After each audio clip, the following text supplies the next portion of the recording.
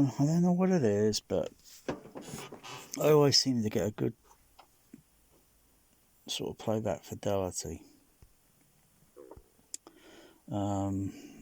using the, so I'll just put my earplugs in for a moment. Now, if I had more PEQ, I could use the FBQ, but I don't know, probably try the FBQ again, but they're in the kitchen now, so very difficult to control an EQ and listen, and unless I had a monitor in the kitchen, so another small monitor on a HDMI, so that I can check the frequency response, but I won't be able to listen. So yeah, unless because I haven't got much rack space, much going now.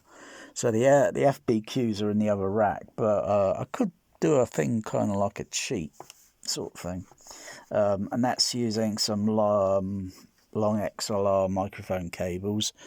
So they'll be connected to the FBQ, and the wiring's done differently. Just undo the XLR, toss it, and then just wire the wires ground and positive only, just ground and positive, and then wire that to the THX's, I think it's the, what do you call it now, what's it called, it's an additional input. It's basically, you take a resistor off and you you can plug in another unit, sort of, so to speak. So I could sort of like plug in the FBQs, but just have them running just for the HF horns, because they got to be nicely, precisely fidelity in, because this is how they look randomly, without the EQ, without any EQ.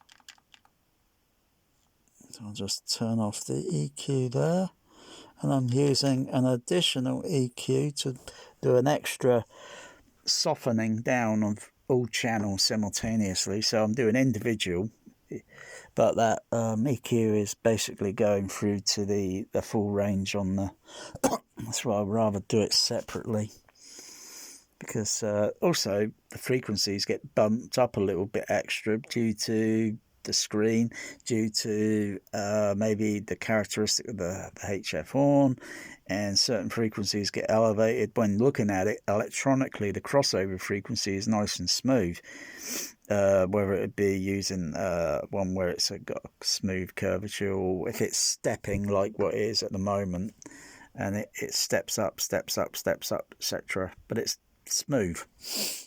But when looking at it on, it's like, oh, this frequency's down a little bit, and this one is flipping elevated up a bit too high. So that, realistically, that frequency that's elevated up too high is going to always sound too damn, I don't know, I don't think harsh. I think it's just always going to stand out a bit louder, and will cause audio frequency masking with the frequencies slightly below it and slightly above it. So you've got to have a smoothness.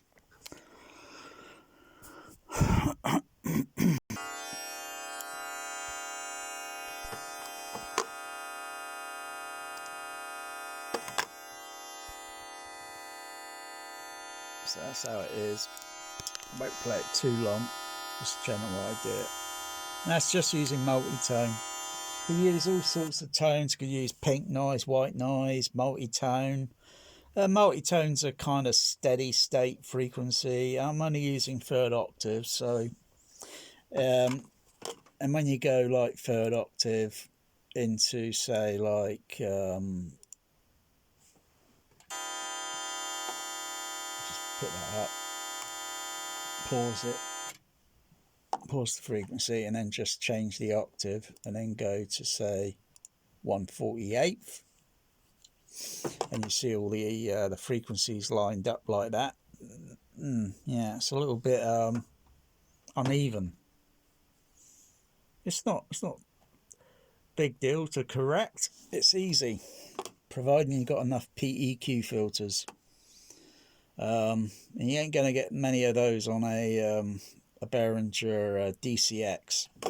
Although, I was thinking of, because I'm only using channel 8, channel 2, channel 3 and channel 4 output, 1, 2 and 3, and left centre, right centre up here, and on channel 2 and then channel 6. Basically this channel here, I could use it.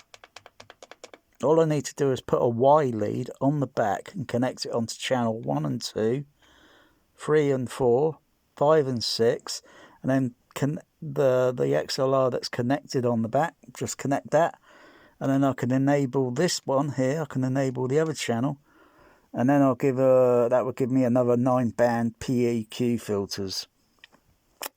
Yeah, I didn't know why I didn't see that a while back, but I know about daisy chaining and so forth, you know, so it's like the FBQ here. So that's the DCX, the FBQ, the DEQs that are in the kitchen, the DEQ. But say like an FBQ, if you want more channels into, say, a primary overall sub bass sort of thing, and you want to precisely adjust the frequencies, you know, and it's also a little bit awkward because of the parametric EQ, the bandwidth, the Q bandwidth is very, very, very strange, I have to say, because if you had a certain Q bandwidth and then cut the frequency down, and then use the same Q bandwidth and then go up another few kilocycle on the next frequency, and then yeah, it gets very, very tricky because of the Q bandwidth, and it takes hours to get the balance, because sometimes you get suddenly, just by reducing by 1 dB, it looks like it's dropping down by about 3 dB, so it's very, very, very complicated.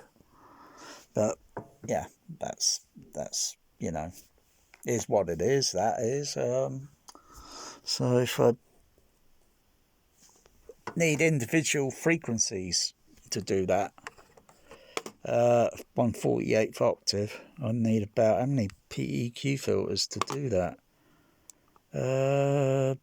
FBQs, so to speak. FBQs 1, 2, 3, 4, 5, 6, 7, 8, 9, 10, 11, 12, 13, 14, 15, 16, 17, 18, 19, 20, 21, 22, 23, 24, 25, 26, 27, 28, 29, 30, 31, 32, 33, 34, 35, 36, 37. About 37. So it'd be like having an FBQ daisy chained channel A into channel B, and that would give me 40 bands of parametric, and then I should be able to get that spot on flat.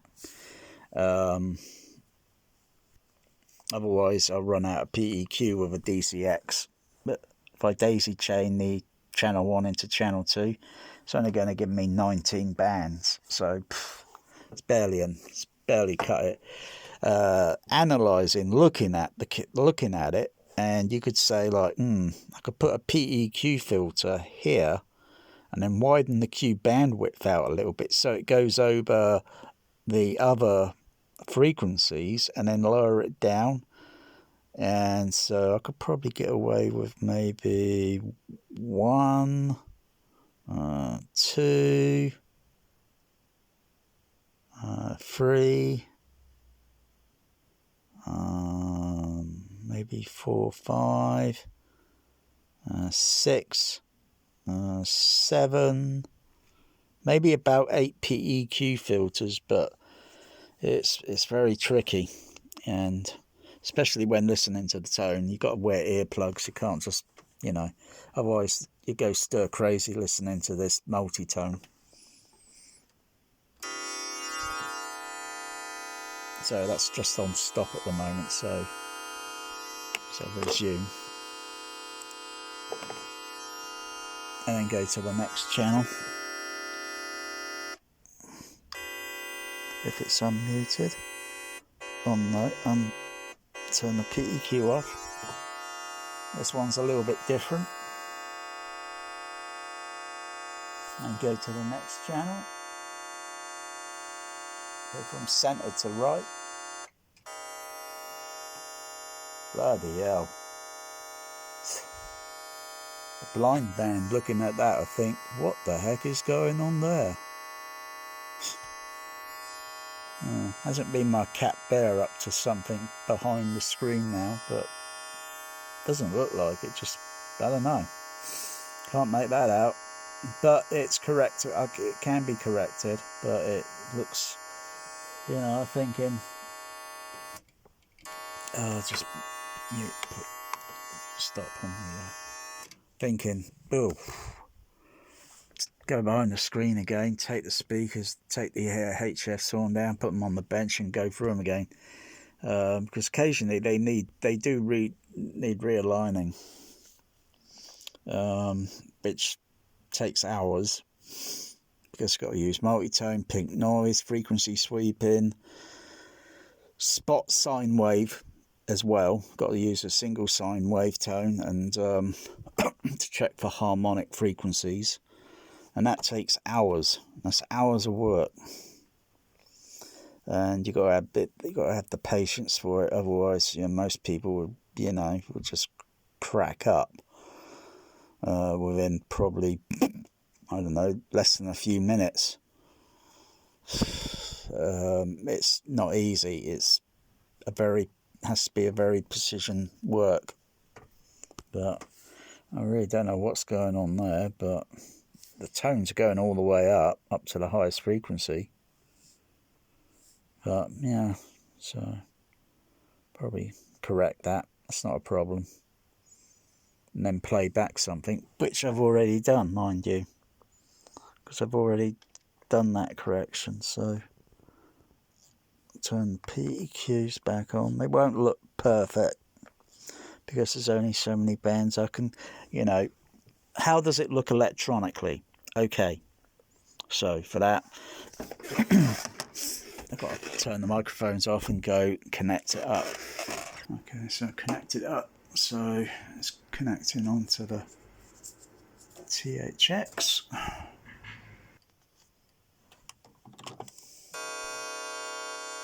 And that's how it looks electronically.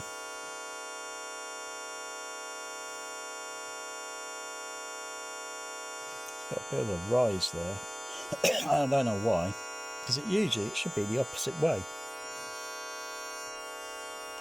Let's go from 148, 124, 112, 116,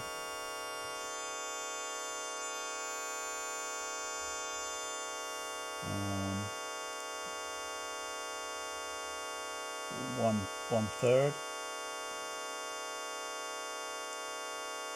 1/2 octave, 1 octave, and spectrum.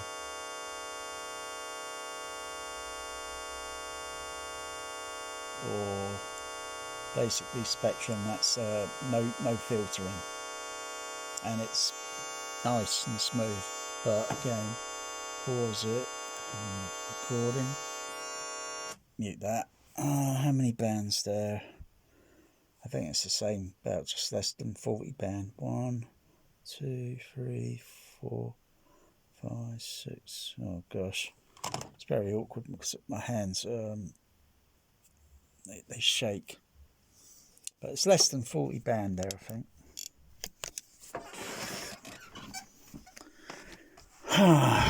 1, 2, 3, 4, 5, 6, 7, 8, 9, 10, 11, 12, 13, 14, 15, 16, 17, 18, 19, 20, 21, 22, 23, 24, 25, 26, 27, 28, 29, 30, 31, 32, 33, 34, 35, 36, 37, 38, 39.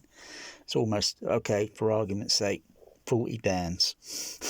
And don't forget there's also ones slightly in between this as well. So, need about 40, 41, 42, 43, 44, 45, 46, 47, 48, 49, 50, 51, 52, 53, 54, 55, 56, 57, 58, 59, 60, 61, 62, 63, 64, 65, 66, 67, 68, 69, 70, 71, 72, 73, 74, 75, 76, 77, 78, 78, let's just call it 80, all right?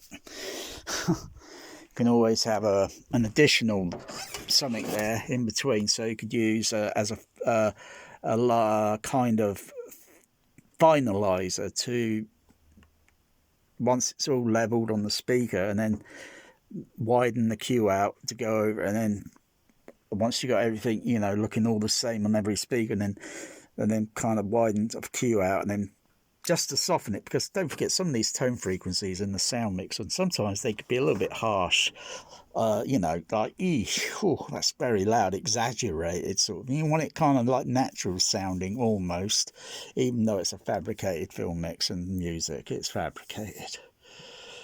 But yeah, gosh golly, about 80 bands. That's 2 FBQs, daisy chained. Often you can get these cheap. And then once you've got all that programmed in, write it all down, so to speak. So if anything gets messed up, you can go back and put in those figures, those cat figures into the memory. But yeah, you would need something like that to kind of iron out the uneven wood. It's like sandpaper, and you like that. It's like a piece of wood that's got a bloody hump in it, and you need some sandpaper to smoothen it out. But that's how it is electronically. So it's kind of like, yeah. But let me have a look at it with the other. Okay, yeah.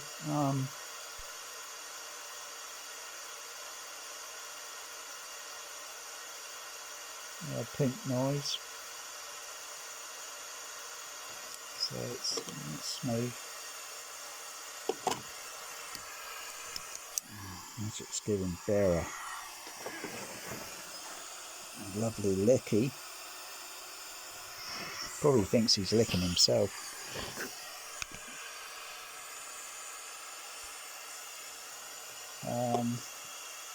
So yeah, I'm going to go from 1/4 to no smoothie.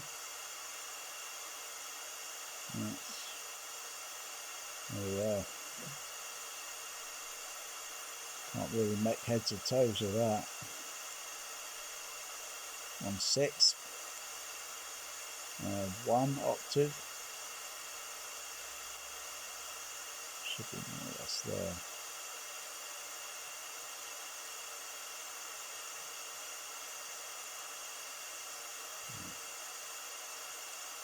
I don't know why that's going over that to. Let's have a look. That looks a bit weird, that does. Oh yeah, it's moving in. So I'm looking up at the high frequency. Yeah, it's coming in, it's bending in slightly. 148. Yeah, that's more like it. Because I was thinking, bloody hell, that's going up to 30,000 kilohertz. And of course, the frequency sweep. Frequency sweep.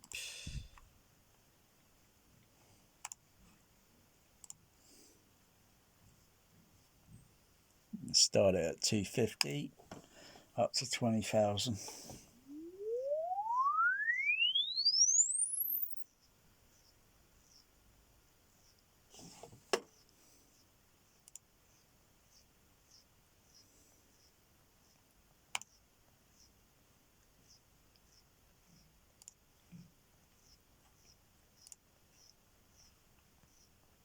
And just put a bit of smoothie on it. On 4.8.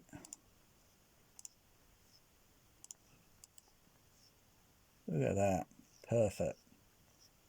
That's ideal. That's how it should be. So it's going from the lowest and it's going along, and then it elevates up a little bit because that's the action on the THX to give a bit of a high frequency boost for screen channel use and such. So yeah, that's how it should look, you know, on your frequency sweep after you finalising everything with the microphones. But you put a microphone back here and try and get something that's like that, and then you listen to the mix of a film, and does it sound good? Can you hear the sounds clearly going from center left to right? Little sounds that over there, little sounds over there. Can you hear those sounds? Yeah, can you hear those sounds? I'll take these earplugs out now. Can you hear those sounds? Go have that same smoothness going from every single screen speaker, or it's not going to be the same going through to the surrounds. It could be, because there's some things here that, well, I'm gonna kind of miss them, I guess, once I remove the CP45s and I put the that in. One's partly in the kitchen, but it's not fully installed yet. It's not fully fitted in all up yet. It's not a big deal because I could just put a but once these are in, I'm thinking how would they be used, and I could use the Odyssey or equalizer on it because it's an equalizer. But using the Odyssey, like with the microphones, and so I will just put the microphones up close to where I think they should be. Because when you start moving them around and everything, and you start like scratching your head thinking, what's going on and everything, bloody hell. As long as you get the microphones close to the speakers and then test each, does this tweeter sound the same? Give the same frequency response the same, and ideally they should, but they ain't. But they're going to be needing some adjustment to get that, Otherwise, the tweeters give out a good high frequency range. If I got enough input signal and the balance on the amplifier out for the dynamic range, I could hear the sine wave tone on the tweeters, almost pinching my ears up to well over 10,000 kilohertz, and it pinching my ears. But you got to keep hope it doesn't overdo the voice coil, because if it does, and it will generate any distortion somewhere in the crossover, then it will get carried over and will burn out the voice coil. But so far, I've been okay with these. Enterprise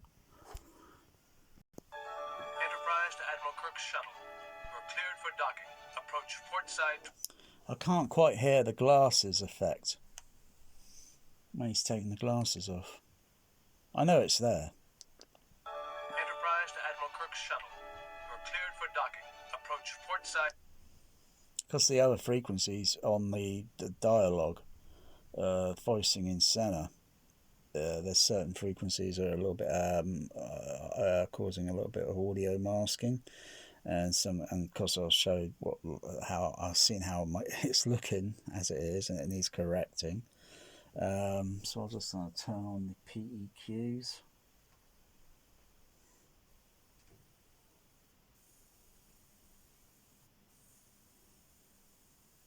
With a little ABC adjustment, which is another on the ABC that goes over the whole LCR, and I'll just put an additional cut in the frequency to soften it, make it a bit soft as in like can't bloody hear it too well, but just smoothing out the kind of like brittle, kind of exaggerated bloody sound that I'm hearing. Turn the fader level up a bit. Enterprise You're cleared for docking. Approach port side torpedo. That's better. Enterprise to Admiral Kirk's shuttle.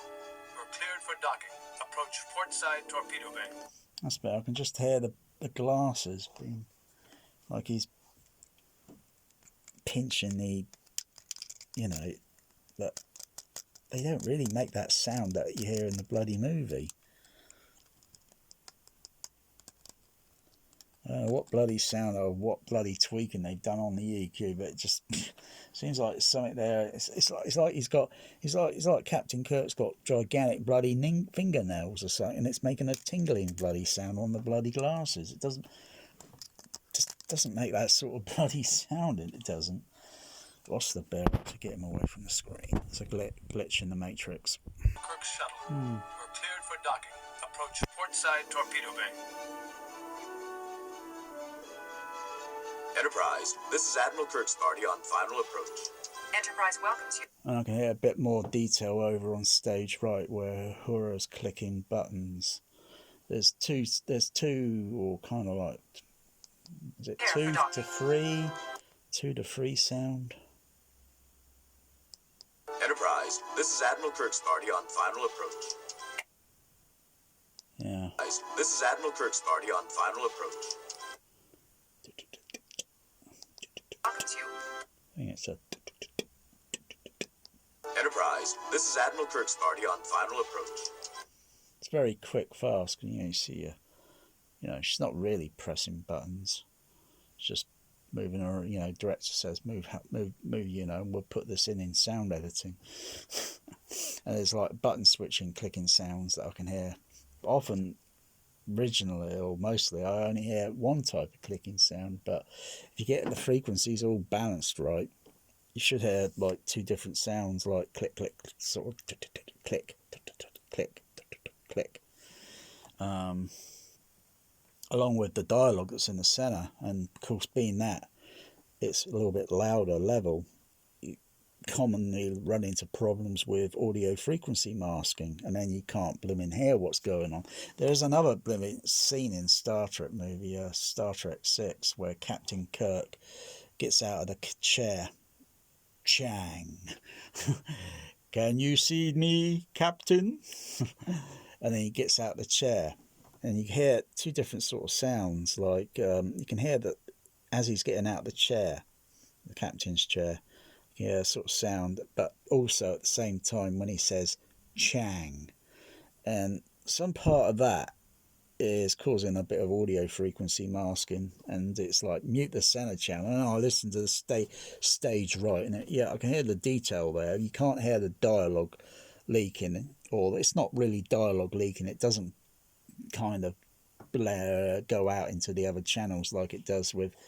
This is the only one where the movie, and it's intentional in the mix because it's a similar mix design or similar or whatever, like in Apollo 13, or I think another movie called Ransom, which is another Ron Howard movie, where you hear the dialogue kind of leaking, or you think it's leaking, but it's not. It's intentionally done that way for some bizarre reason. You hear it on left and right, but it is a discrete mix.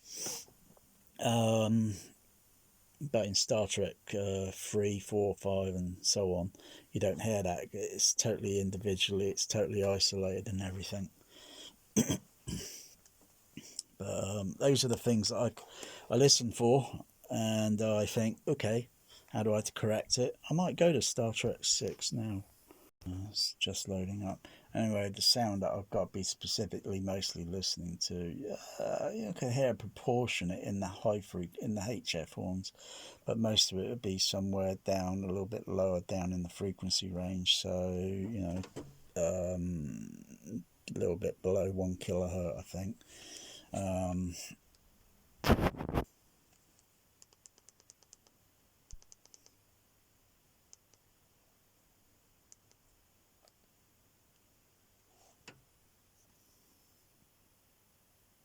I'll just mute the center channel.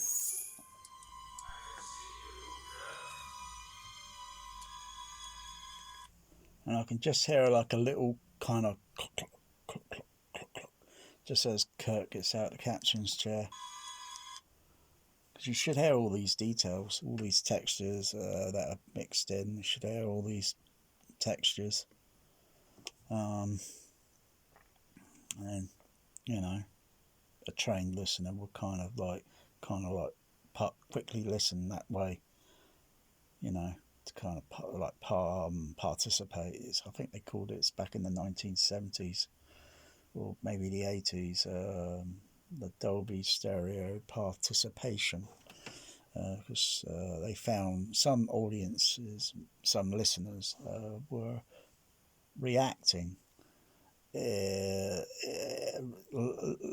kind of reacting sort of thing, you know, turning their heads and acknowledging, you know, the and often looking around and often flinching and doing strange things because of the way the sounds are, the psychoacoustics and such are affecting the trained listener, that is, whereas everyone else just hears it and they don't know what's going on. And they can't participate. They like it, but they can't find the way to participate with the sound. So it's a very small amount of people, you know, percentage. Millions, obviously, maybe worldwide, but not everyone. I'm rambling.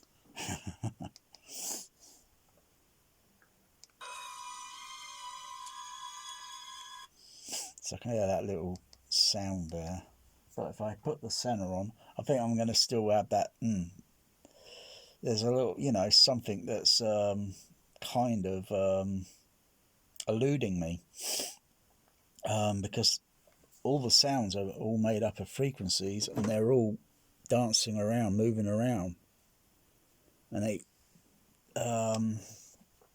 I could listen on headphones if I wanted to, and whether it might be an issue with maybe Foley, the stem tracks or something, I don't know. I think it gets back to the same sort of snag, like, I could just barely notice it, you know. But it's the same with real life. You got someone talking loud or something, and someone's probably rustling their hand under a table or over a table, and they're doing that, or tapping their nails. You know, all these little, you know, and you got someone talking, and that would make a certain sound on an RTA, it would give a certain signature, and someone talking will almost about the same sound frequency, plus a little bit more lower frequency and just a trifle a little bit above this sort of tapping sound. So it's called a acoustical audio frequency masking effect. It's something you can't avoid. It's just one of those things, you know. You hear it on radio, I hear it on the CB. Maybe five stations all talking at the same time, and all different output powers and different parts of eastern, middle, and west coast USA, and everything's overlapping. It's a real jumble to listen to. Oh, I could just hear this voice, and he just called out my station number. He heard me. I managed to get through, you know. Yeah. So I'll mute the center.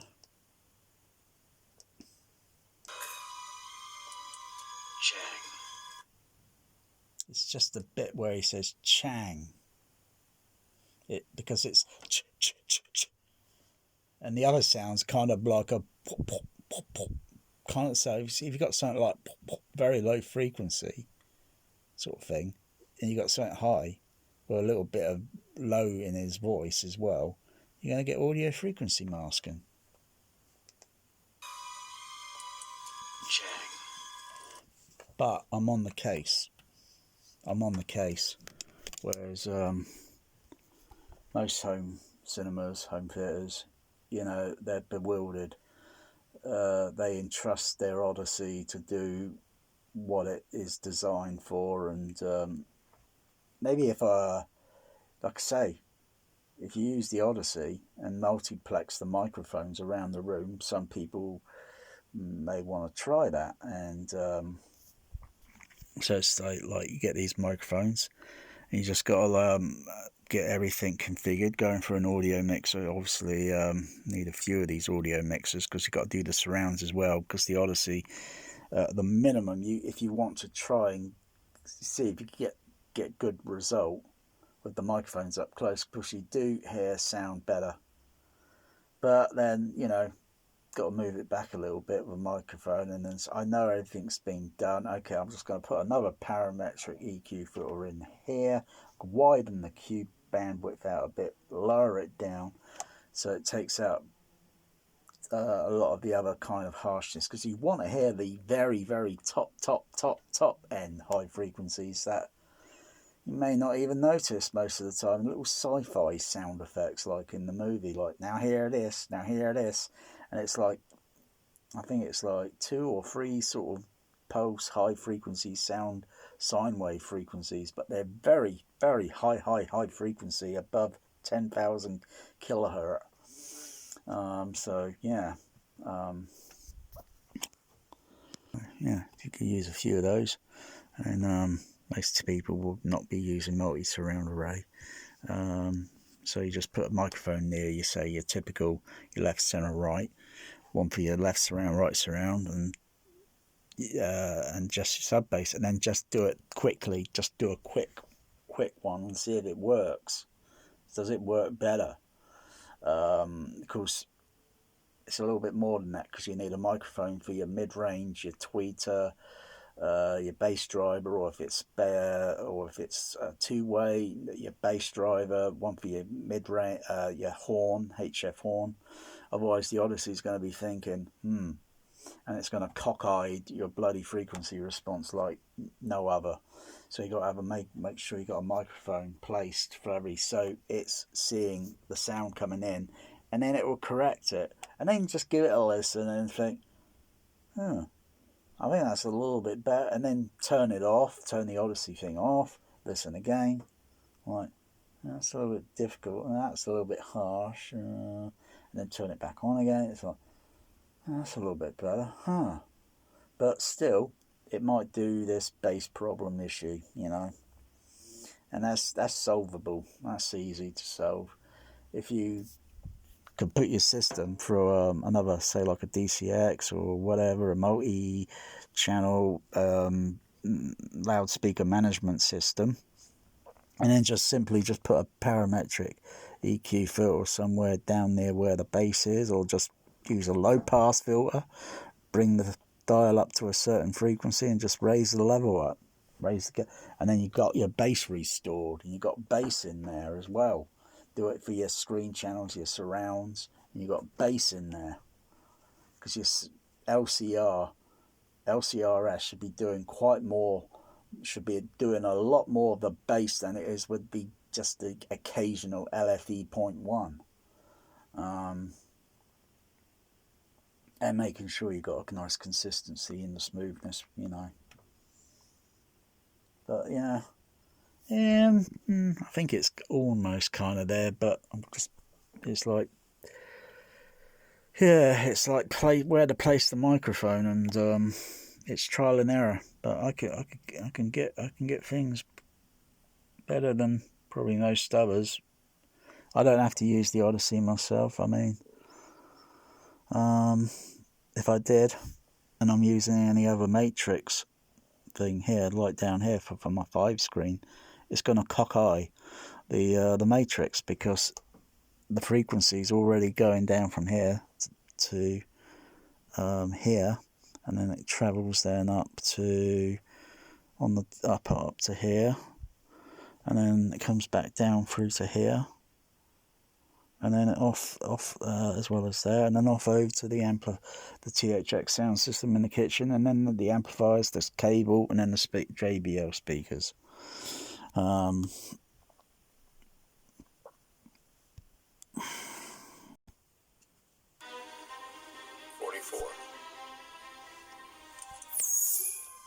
I can see you, Kirk. Chang. I can just barely sort of, and it's like going back over to mute left and right, listen to center, to see if there's a half center signal in there. Chang. Which I think I can just barely now notice. And I'm only using the HF horns. I haven't got the bass drivers running at the moment. Chang. But there is just something there I can just hear. When he's getting out the seat, there's a bit of Foley sound there. But it's... Oh, it seems like it could be maybe a half centre. It's very difficult. It's very difficult unless I eliminate the dialogue track, and then I can just listen, as well as eliminate the music score, and then just listen to the effects tracks playing with Foley and effects and so forth. And then I can think, all right, or maybe eliminate the rest of the effects and listen to the Foley tracks and see what they're like. Because there's layers and layers and layers and layers, and everybody's trying to put in all this detail for a fabricated sound. I hope they make notes, what happens on set, what sounds, where footsteps are played, this and that. I don't know why they just get the original performers to come in and do their actual footsteps. I mean, they're paid actors, aren't they? And it's better to use the actual performer, because their characteristic in their foot movement is their own signature, whereas a Foley artist is looking and is trying to mimic that actor. I wanted to do a Foley effect one time for do a sound mix. And I wanted to use my own, what's called a Foley pit, and then get a piece of wood and and fill it with sand, and then put a bit of water in it to make it soggy sort of thing, and then walk on it, because it would have a certain sound texture. Someone said, I'll try something else. Oh, well, I've got a library of sounds here. Walking through leaves, walking on ice or snow, and that's not working. And I had to manipulate the frequencies slightly until, because I've got ocean wave sounds, I've got seagull sounds, children playing, panned over one side, and got to blend all this, and then EQ, and then listen again, go back, and until I think that's just about it. It's about as good as I can get it, play it to someone else, have a listen. It seemed to fool him. It seemed to get yeah, but I don't think he really cared for it that much. I think I've only got that recording saved on tape, because I didn't burn it. I don't think I burned it onto CD. I think I only transferred it over to magnetic tape in stereo. So yeah, you just got to listen to all these little sounds. A lot of sounds. Now hear this.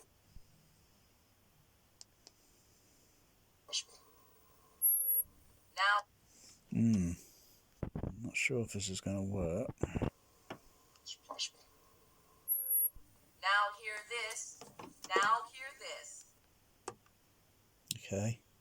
So I've got it going through my CP750, so I'm not going through the Denon. I'm running my CP750 on auxiliary number 2. It's possible. Now hear this.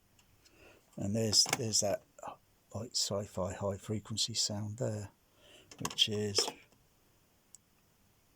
it's above 10,000 kilohertz. There's like 2 signals there. There's one roughly around about almost 11 kilohertz, and then up a little bit higher, just about 11.6 kilohertz. And you should have the speakers so they can reproduce the sounds very clearly, because it's against everything else there. Yeah, full range. And then you got this sound here, but you also got a sound frequency down here. Oh, and I'll have to turn the PEQ off on the, you know, so that's you know, so I'll just put that to default. It's possible. Now hear this. Now hear. Yeah, it's almost the same. Got a sound here and at 500 hertz. Sci-fi sound, there was sound down here.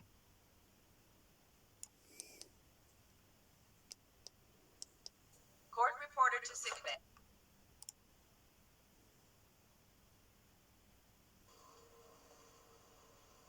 It's possible. Now hear this. Now hear this. There's another scene, I think.